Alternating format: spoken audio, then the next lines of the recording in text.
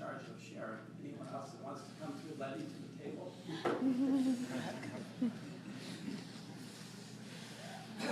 He's the boss.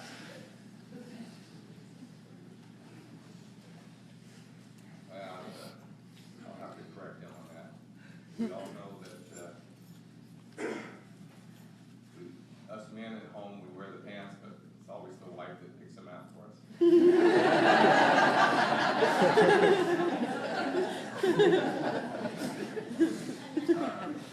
I'm Kraus' uncle, Mayor. I'm the youngest of the Kraus renegades. I thought it was appropriate that Jennifer and her sisters sang Amazing Grace. I don't know if you know the history behind that song. I think it's very appropriate for Travis today. If you'll bear with me, I'll give you a little background on that song. Back in our early history, a fairly ugly history of America, we had a slave trade. And the conditions on those ships where these human beings were put through to be brought over here to America to be slaves was horrendous.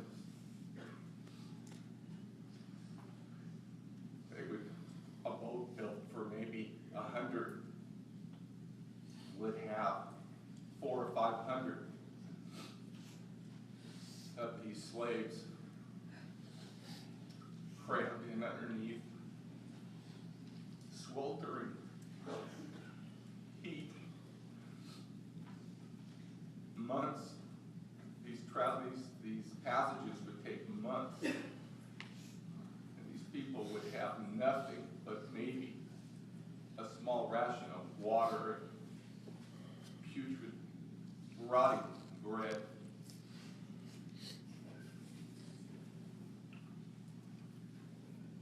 And this captain, who had taken this voyage over several times for gain, was paid well for his time.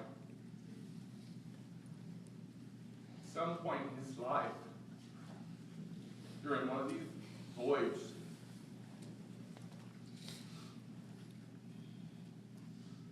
had a manifestation of how cruel and how bad this was.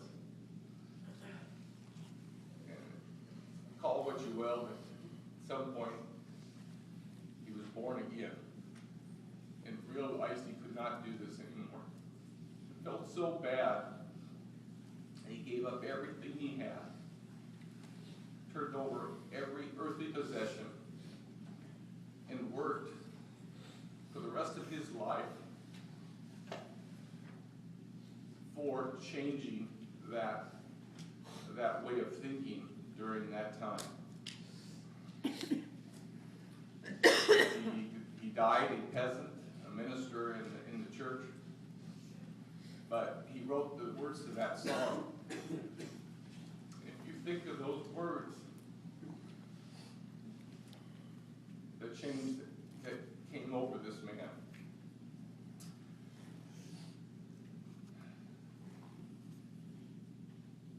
If we can leave here today with Travis's memory, he touched us all with his life, but we also got to see the torment that he went through.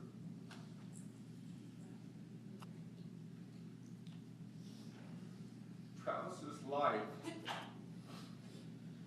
will be a blessing to every one of us if we will leave here today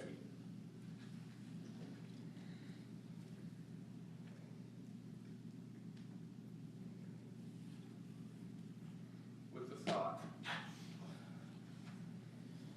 that we will do better, we will love better, we will treat people better, stand for people judging one another. And it will make this world a better place.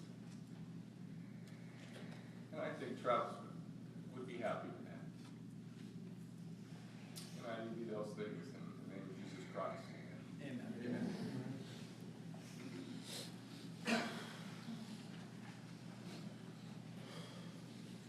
That was powerful. Thank you. Lenny, is this the brother you used to call Raul? No. Yes. Well, we thank him so much for being with us today. Perhaps we should, I don't want to shut someone down who just needs to speak, but is there anybody who just must speak right now? Okay. Has a burning desire.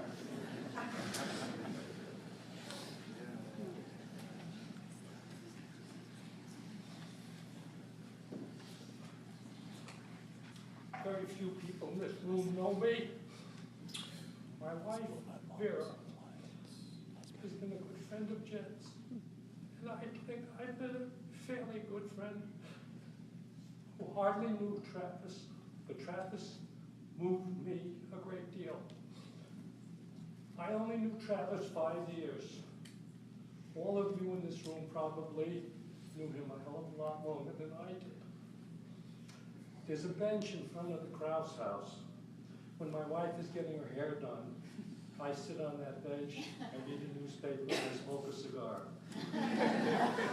The girls, Jen and Vera, share each other's good times and bad times. They both certainly have had their share of good times and bad times. But I sat there one day, and if you look at this picture on the bookmark, you're going to see my first meeting with Travis. He came running out of the house in his pajama bottoms, nude from the waist up, no shoes on, and he ran to his car. And he got something from his car. He said hi to me, and he went back in the house. That was my first meeting with Travis. Many times since that time, we sat down on that bench and we used to talk together. I listened to Lynn talk about Travis's travails. But when I sat on that bench, he used to tell me how much it was hard to come home.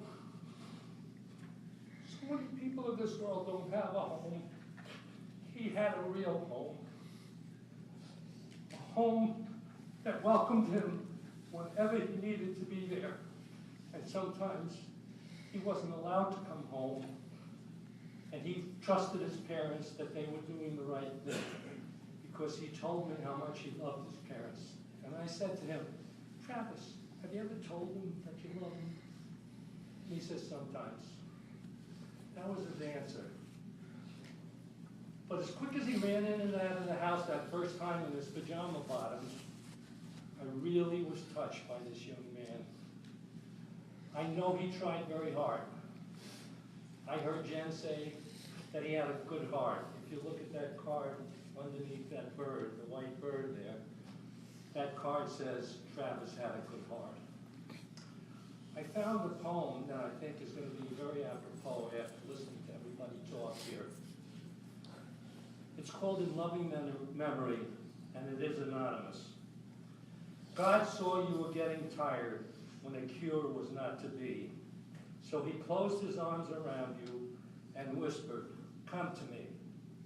You didn't deserve what you went through, and so he gave you rest. God's garden must be beautiful. He only takes the best. And when I saw you sleeping, so peaceful and free from pain, I could not wish you back to suffer so again. Vera and I think this is the greatest fear in the whole world.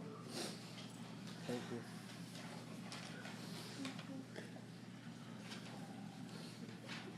You're welcome. And I'm sorry that I was so pushy to you up there, but Travis used to push me.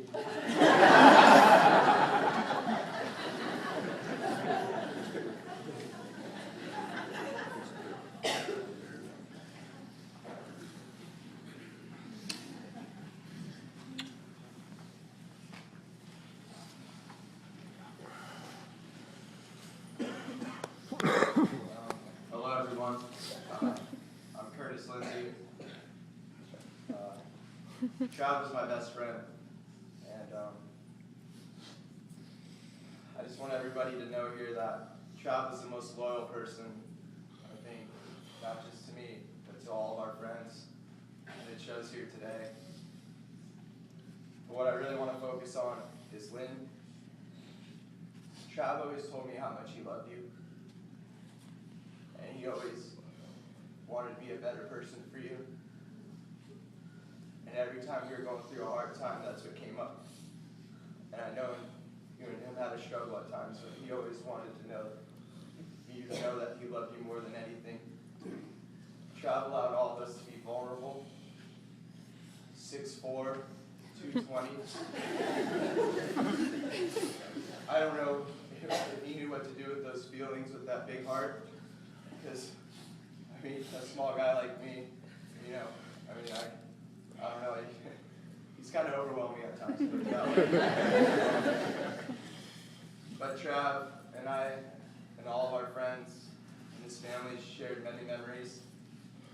And I want everybody here, Trav, I hope you're listening to this. I know you are. Everybody's here for you. So to remember all the good times he had. I don't want everybody to look at the struggles, because he helped every one of us with our struggles. I'm not perfect. Trav knew that. He's the reason I'm standing here today. There's nothing I can ask him for, or even if I didn't have the courage to ask him for, there's nothing he couldn't see through me and come to my aid. The best memory of Trav I want to say is surfing strand, 8 foot. I pansied out and broke my leash on purpose.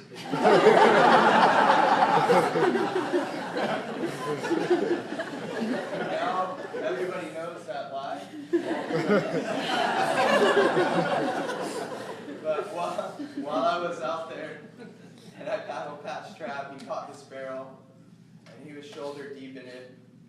And the smile on his face was just pure enjoyment. Nothing scared Trav except his emotions. And you know what? He's in a better place now, where we have a heavy hitter and someone with more heart and spirit looking over us than anybody up there. And he's there with his grandma and his grandpa. And he can truly, truly enjoy the beautiful angel women up there, because he's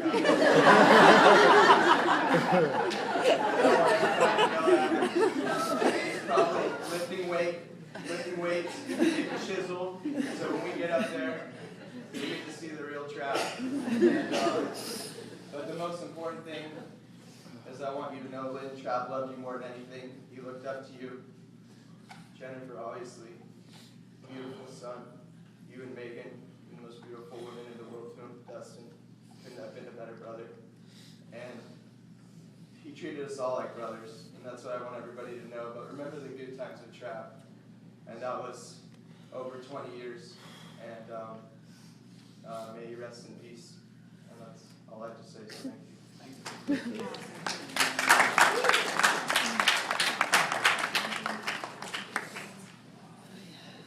For your sweet smiling face and the warmth that has brought to so many of us. Your eyes are so welcoming and bright. They welcome many of us up to the excitement that life can bring. Your look has made many of us feel special and important.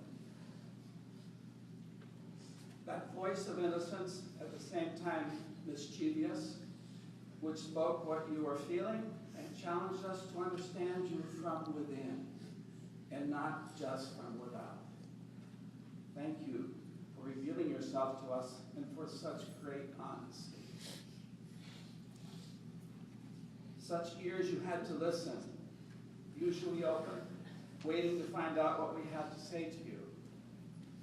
We hope you heard what you needed to hear, that we gave you answers and ideas that pleased you down deep inside. Your hands were ready to join with ours whenever we reached out to you. They were welcoming hands, warm and comfortable and capable of reaching out to others. Your feet took you lots of places, many of which were lonely and terrifying for you. We are happy that those feet always brought you back into our midst and into a trusting and comforting place. We bless you, Travis. Every aspect of your life is a blessing for us. We who embrace you today, be at peace and don't forget about us. We will love you always. We thank you for being you.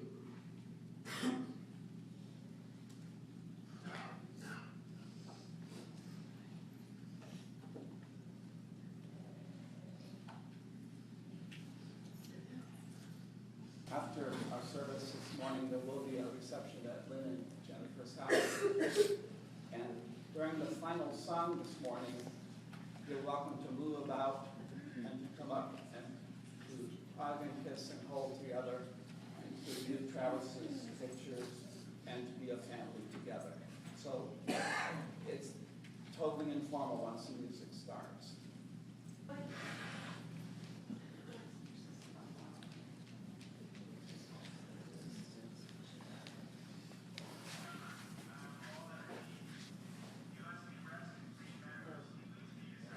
The top.